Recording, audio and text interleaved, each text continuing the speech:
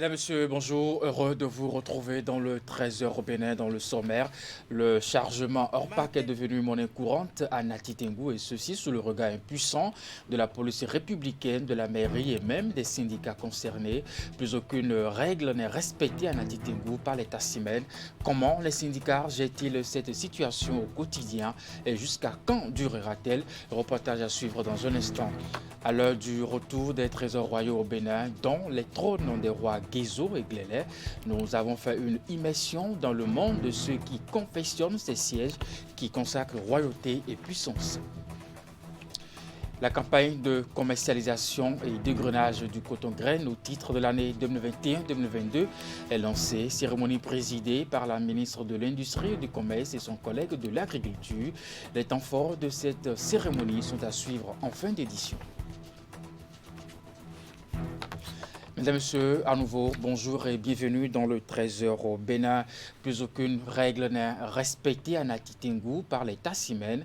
Quant aux réformes dans le domaine des transports et le chargement opaque est donc devenu monnaie courante dans la cité de Nanto, et ceci sous le regard impuissant de la police républicaine, de la mairie et même des syndicats concernés.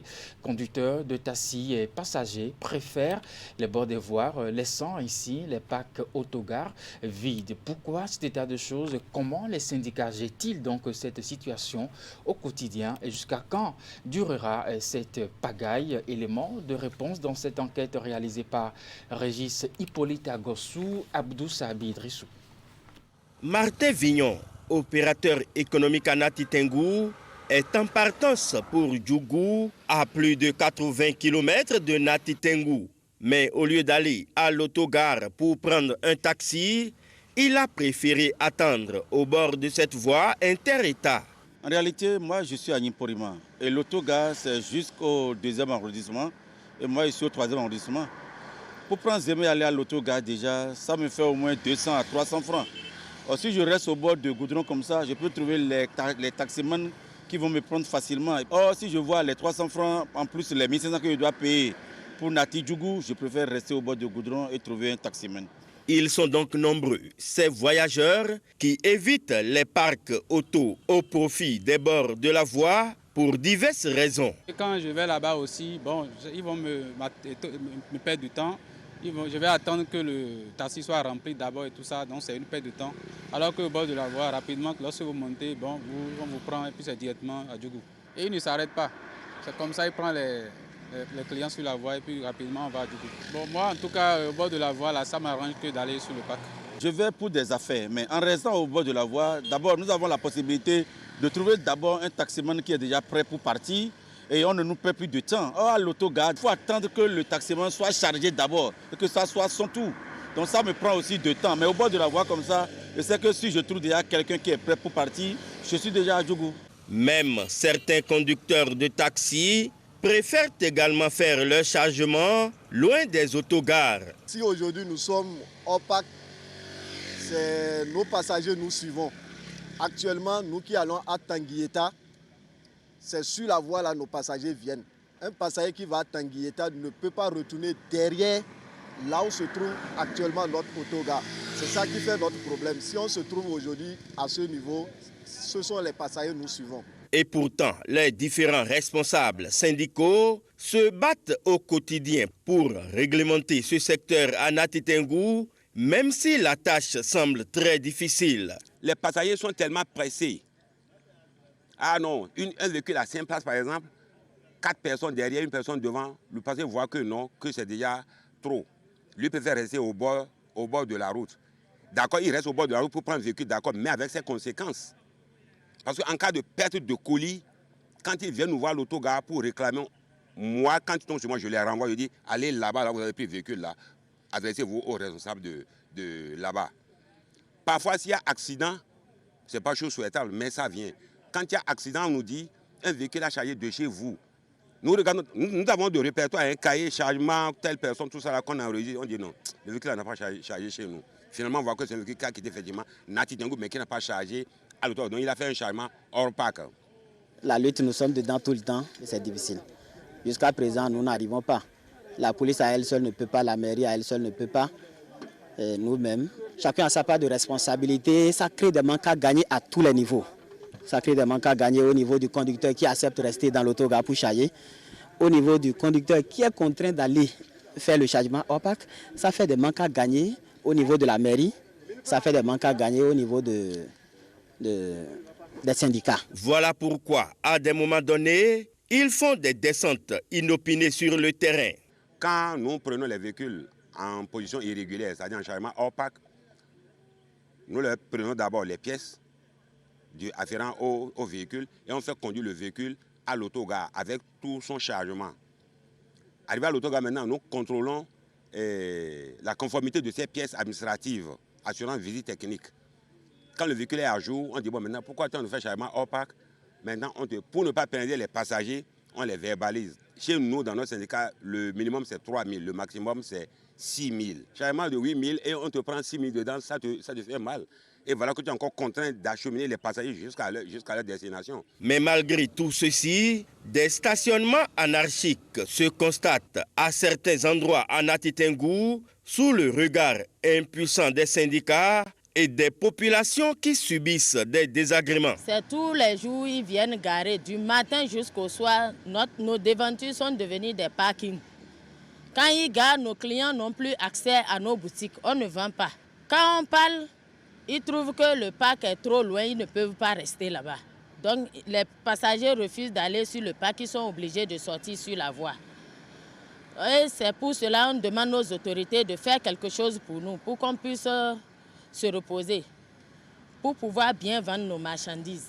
L'épineux problème de chargement opaque reste une équation difficile à résoudre à Nati Tengou. Et même si des efforts se font pour réduire ce phénomène dont les conséquences sont énormes, il est important que l'État central, à travers la police républicaine et la mairie, s'implique également dans cette lutte que seuls les syndicats ne peuvent mener à bout. Eh bien, nous restons dans le domaine des transports, appelés Zémidjan au Bénin. Les conducteurs de taxi-moto sont présents dans toutes les localités du Bénin. À Lokossa, ils sont visibles grâce à leur tenue chemise de couleur jaune. Ils sont sur des engins à 2 roues et sont comme des rois de la route. Geoffroy Messin, Florent Dou nous plonge dans leur univers. Reportage. Pas de risque de les louper dans la circulation, au carrefour ou sous les arbres. Toujours aux aguets à guetter d'éventuels clients, ils ont pour signe distinctif la couleur jaune de leur chemise. Communément appelés Zémidjan au Bénin, les conducteurs de taxi-moto sont des rois des rues et ruelles dans une ville comme Lokossa, au sud-ouest du Bénin, dans le département du Mono. Nul endroit ne leur est inaccessible. Radio le bien, s'entend. La radio.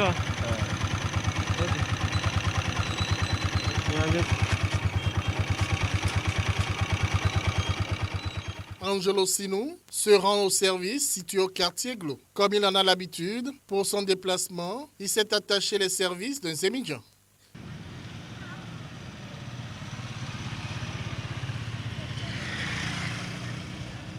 Je ne prends pas Zém tous les jours, mais je prends de Zém souvent, très souvent, pour venir au service.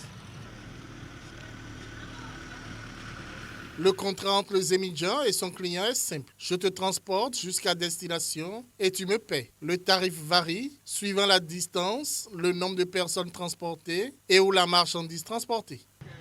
Dans une semaine, environ, je dépense au moins 500 à 800 dans une semaine. Jean-Pierre Olympio est un conducteur de taxi-moto. Ce quadragénaire, père de 4 enfants, exerce le métier depuis 8 à 9 ans. Il est ici sur l'un des lieux de regroupement des Zémidjans. Bon, avant, je vendais de l'essence au bord de la voie. Mais il y a pénurie en ce temps-là, donc l'État a commencé par menacer les vendeurs de l'essence. Donc c'est en ce moment-là que je me suis rentré dans le métier de Zém. À Lokossa, rares sont les émigrants en circulation à la recherche de clients. Pour les rencontrer, il faut souvent se rendre sur leur parc de regroupement. Des parcs établis sous des hangars, sous des arbres ou au bord des voies. Chaque point de regroupement est dirigé par un comité composé d'un président, d'un secrétaire, d'un trésorier et d'un organisateur. Si nous nous regroupons dans un lieu là, c'est parce qu'il n'y a pas beaucoup de mouvements à Lokossa dont les hommes pourront se promener et trouver des clients. Donc, on reste tranquille et on fait le truc tour à tour. Si tu viens là, tu vas écrire ton numéro au tableau et ainsi de suite, celui qui suit. Si quelqu'un est devant toi là, c'est celui-là qui va aller avant toi.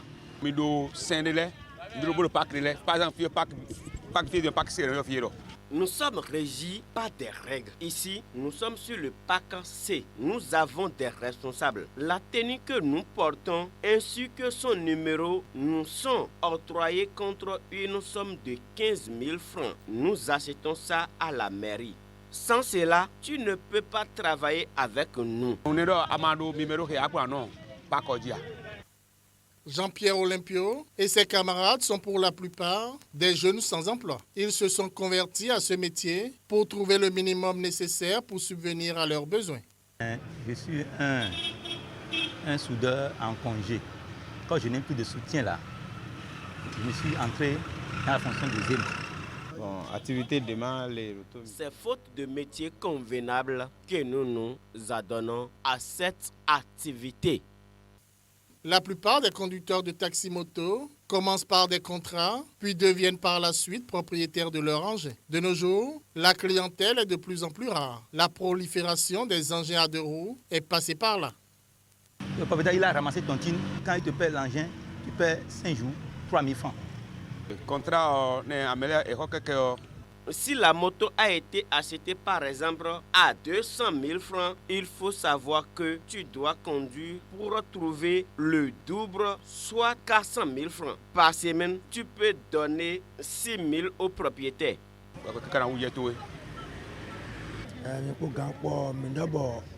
La moto que je conduis a été achetée à 300 000 francs. Je me suis entendu avec mon propriétaire pour lui payer au total 600 000 francs. Après quoi, je deviens le propriétaire de la moto. J'étais sous contrat. Aujourd'hui, je suis... L'engin m'appartient à moi. Oui, très bien. Et ça me va largement. Il y a des journées qui donnent. Il y a des journées qui ne donnent pas. Parfois, on trouve 2000.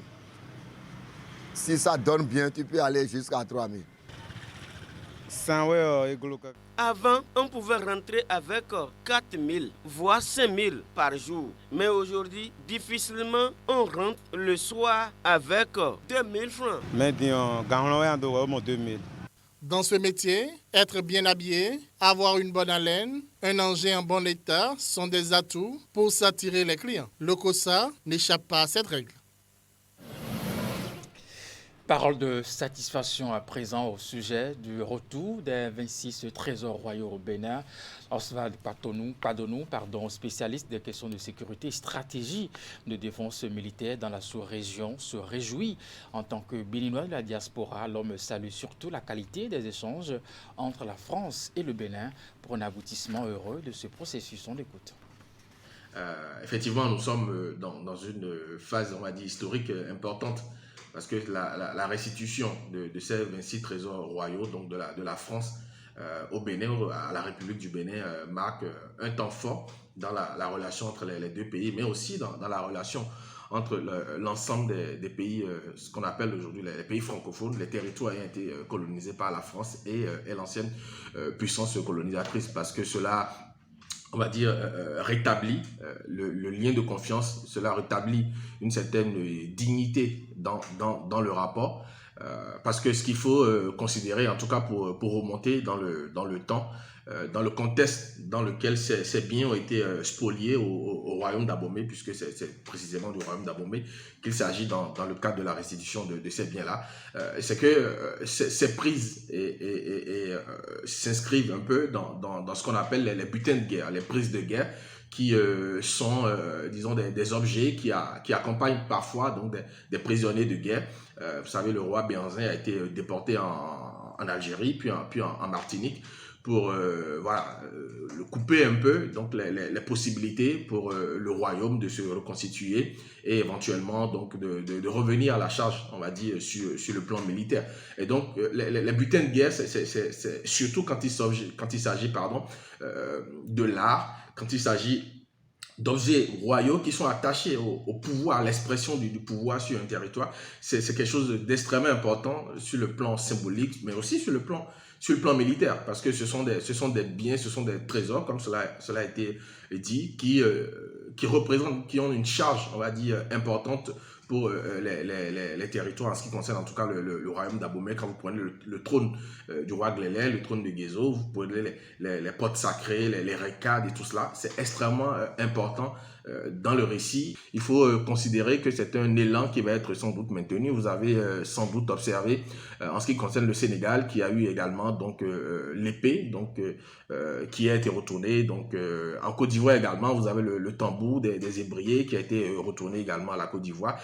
Donc c'est une tendance qui concerne aujourd'hui la France, mais aussi d'autres pays, l'Allemagne, l'Angleterre, les Pays-Bas, etc., qui sont tous dans l'idée qu'il faut restituer donc ces patrimoines qui ont leur place dans les musées sur nos territoires, qui doivent être maintenant valorisés donc dans les nouveaux espaces que nous créerons pour tracer l'histoire, pour que les générations futures puissent reconnaître un peu par ces biens matériels, par ces objets, comment donc l'histoire s'est écrite et comment les royaumes donc d'Abomey ont résisté à l'invasion coloniale et ont tenté donc d'apporter une riposte à l'envahisseur, même si elle n'a pas été toujours positive.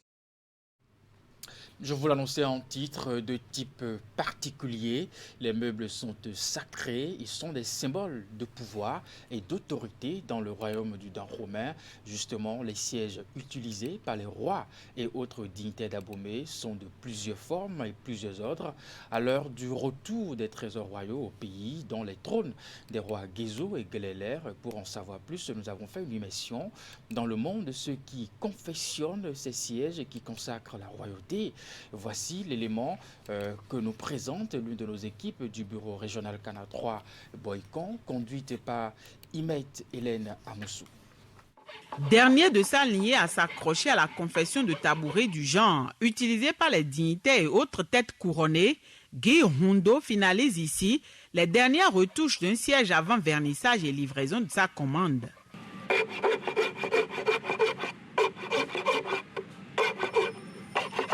Comme les Hondo, d'autres familles avaient à charge de sculpter les sièges pour les rois et leurs dignitaires. On peut citer les Hueglo, Kakoudé, Donvide et bien d'autres. Il y a la famille Donvide, il y a la famille Kakoudé, il y a la famille Hueglo. Mais il y a aussi, bon, je ne sais pas si ils nous disent qu'ils font aussi des objets en bois. Mais je ne sais pas s'ils font des kataké, les sosadédés. Il y a des familles qui ont sculpté les trônes des rois et qui se trouvaient autrefois à Sogbodomé. Ces familles se sont déplacées actuellement et se trouvent à Gbanamé, dans la commune de Saint-Yando.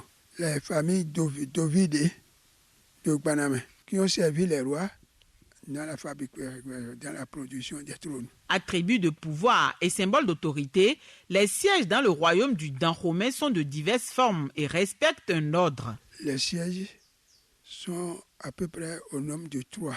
Les sièges d'abord qui ont été utilisés par les rois, on les appelle Singpo Tchandeme.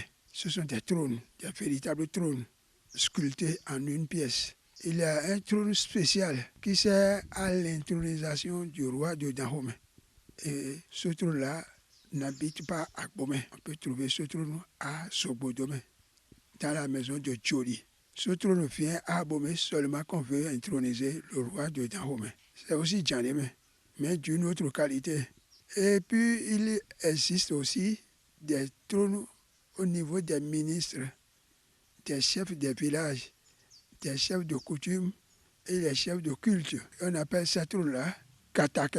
Le roi se sert des trônes Si c'est Kataké, peut-être à l'intérieur du palais, dans sa famille. Mais à la vue du peuple, le roi est toujours sur Djandémé. Bas de taille, Kataké, comparé au trône royal, sert de siège au prince, ministre du roi, chef de collectivité, de culte et autres dignitaires.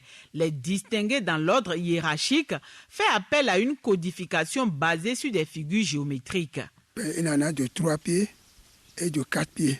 De 3 pieds est utilisé par les hommes et de 4 pieds est utilisé par les femmes, c'est-à-dire les nains, toutes les sortes de nains. Les Kataké sont fabriqués à Abomey, dans les familles Weglo, à Mouillon. Si vous voulez distinguer les tabourets, quand le tabouret est déposé, vous allez voir les figures géométriques. C'est ces figures géométriques qui indiquent si c'est le ministre, le chef de village ou le chef de culte qui a utilisé. Vous voyez? Ces figures géométriques sont différentes. Il y a des rectangles tracés dans des rectangles qui indiquent d'abord les princesses. Des rectangles qui ont à ces 4 côtés de petits rectangles aussi. C'est les ministres, ça. Et des ronds dans des rectangles sont utilisés par les chefs des villages. Les Vaudounois ont un rond tracé de diamètre. La hauteur la plus grande est de 70 cm pour les Kataké. Et diminue, il y en a de 60 cm, de 40 cm et de 10 cm. Il y en a encore de 6 cm utilisés par les Bokono. Pour introniser les DA, les chefs de la collectivité, on utilise ça. Pour introniser les NA aussi, on utilise ça. La hauteur standard, c'est 40. Il y a des gens qui n'aiment pas cette hauteur. Il y a des gens qui disent de faire 35. La sculpture de siège est un savoir-faire autrefois privilégié. Avec la modernisation et la mondialisation, elle risque de disparaître si rien n'est fait. Preuve de l'ingéniosité artisanale de nos aïeux, ils urgent de prendre des dispositions en vue de sa revalorisation. Voilà donc pour notre découverte. Les gouvernements successifs ont essayé de trouver des moyens pour réduire le phénomène avec la construction de caniveaux et surtout des grands collecteurs. Mais depuis toujours, certains habitants ont pris l'habitude d'encombrer ou de boucher ces collecteurs en y jetant des déchets solides et autres. Reportage de Assiongmon Kayan-Siongbon et des Rompévis. À Cotonou, la capitale économique du Bénin, les caniveaux à ciel ouvert semblent ne pas suivre le pas des changements. Ou du moins, les habitants de la ville, qui se métamorphosent depuis 2016, peinent à se débarrasser des anciennes habitudes qui consistent à déverser des déchets dans les caniveaux. En plein cœur de la ville que traversent ces caniveaux, des citoyens expriment leur désolation. Parfois, la nuit profonde, ils viennent jeter le désordre dans les caniveaux. Parfois, on voit les gens, ils jettent de n'importe quoi dans les caniveaux. Mais parfois aussi, les gens qui viennent curer les caniveaux, quand ils ont fini de curer, au lieu de ramasser ça proprement, ils ramassent ça un peu, et puis le reste, ils laissent. Après, le vent les ramène dans le caniveau. Il y a certains caniveaux que les gens respectent, ils ne versent pas des ordures dedans. Mais à certains endroits, j'ai senti qu'il y a beaucoup de l'incivisme. Parce que par rapport à ces ordures, l'État a fait de son mieux sur les grands axes routiers. Là. Vous voyez, les gens prennent des ordures en sac pour venir déposer ça au bon milieu de la voie. Tout près ici, à Lomé, au Ghana, on ne voit pas ça. Mais avec la sensibilisation, les gens ont commencé par changer. Malgré les grandes poubelles et barques à ordures déposées ici et là dans la ville, des habitants s'entêtent de tout déverser dans les caniveaux. C'est le cas ici derrière le marché de Saint-Michel où on peut voir vendeuses et vendeurs installés le long de ce caniveau, s'adonner à tout. Et il faut une sensibilisation puisque nous ne sommes pas habitués. Les circuits sont en train de faire aussi un travail où nous passons quand même de maison en maison pour informer nos populations, pour sensibiliser nos populations par rapport à comment entretenir ces caniveaux. Sinon, entre-temps, on peut venir jeter les ustensiles de cuisine dans les caniveaux. Mais aujourd'hui, ce n'est plus le cas. Et ils sont en train quand même de s'adapter. C'est vrai, c'est difficile, mais je pense qu'avec le temps, on va s'habituer. Le Béninois était toujours comme ça. Même quand on les sensibilise, pour le respect, ils n'arrivent pas à respecter ce que disent les autorités. La plupart des personnes abordées insistent sur la sensibilisation. Elles pensent qu'après cela, il faut passer à la répression. Parce que je vois que parfois aussi il y a la mairie qui joue pleinement son rôle parfois. Parfois la nuit profonde, eux-mêmes ils font des patrouilles. La mairie, les gens qui portent les tenues bleues là, parfois ils passent dans la nuit profonde. Et quand ils te voient, parfois ils les arrêtent. Mais vraiment, je suis désolé parce que il faut les sensibiliser. Après, les verbaliser. C'est ce qui est important. Il faut toujours sensibiliser les CA, les chefs quartiers. Il faut qu'ils fassent des meetings, des rencontres pour pouvoir mettre les gens sur le bon rail. Les gens seront droits comme I. À la faveur du programme d'action du gouvernement, les villes béninoises se métamorphosent. Et Cotonou arbore ses plus beaux habits avec les rues bitumées ou pavées par endroits. Cotonou a changé. C'est aux aveugles de fermer les yeux pour dire qu'ils n'ont pas vu. C'est aux sourds de boucher leurs oreilles pour dire qu'ils n'ont pas à attendre. Sinon, tout à fait, Cotonou a bien changé. Sincèrement, je ne dirais pas que tout est parfait, mais il y a un effort considérable qui se fait déjà. Si nous pouvons continuer comme ça, Cotonou quand même peut égaler des grandes villes du Bénin et du monde.